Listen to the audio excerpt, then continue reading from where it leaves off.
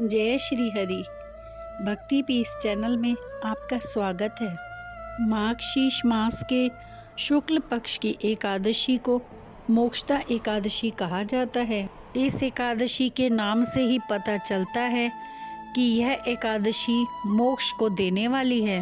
अर्जुन को श्री कृष्ण भगवान ने इसी दिन गीता का उपदेश दिया था। यही कारण है कि इसे गीता जयंती भी कहते हैं। आज के दिन ही भगवान दामोदर के रूप की पूजा की जाती है।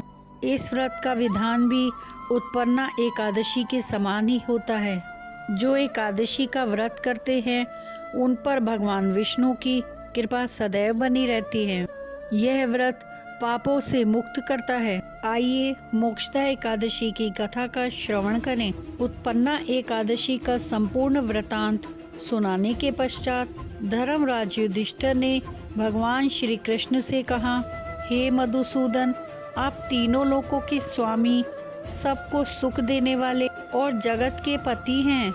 मैं आपको नमस्कार करता हूँ। हे देव, आप सबके हितैषी हैं।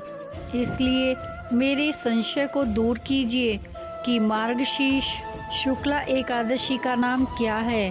उस दिन कौन से देवता की पूजा की जाती है और उसकी विधि क्या है।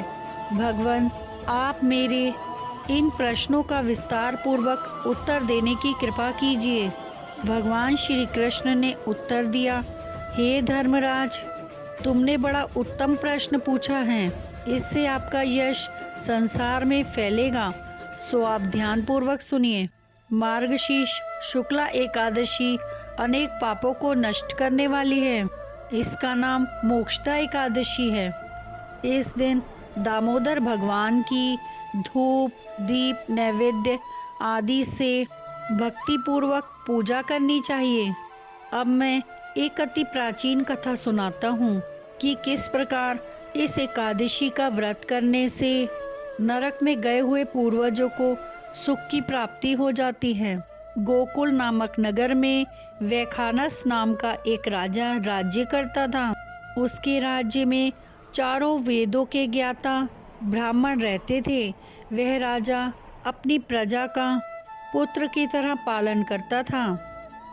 एक समय रात्रि को स्वप्न में राजा ने देखा कि उसका पिता नरक में पड़ा है। स्वप्न देखकर राजा को बड़ा दुख एवं आश्चर्य हुआ और प्रातः होते ही विद्वान ब्राह्मणों से अपने स्वप्न की बात कही। राजा ने कहा, हे ब्राह्मणों, रात्रि को स्वप्न में मैंने अपने पिता को नरक में पड़ा देखा और उन्होंने मुझसे कहा कि हे पुत्र, मैं नरक भोग रहा हूँ, मेरी यहाँ से मुक्ति करो। आप लोग मुझे कोई ऐसा तप, दान, व्रत आदि उपाय बताइए जिससे मेरे पिता की मुक्ति हो जाए। उस पुत्र का जीवन व्यर्थ है जो अपने माता पिता का उद्धार ना कर सके। एक उत्तम पुत्र जो अपने माता पिता तथा पूर्वजों का उद्धार करता है, वह 1000 मूर्ख पुत्रों से अच्छा है। राजा के ऐसे वचन सुनकर ब्राह्मण कहने लगे, हे राजन, यहाँ समीप ही भूत भविष्य वर्तमान के ज्ञाता पर्वत ऋषि का आश्रम है। आपके प्रश्नों का उत्तर वे भली भांति दे सकते हैं।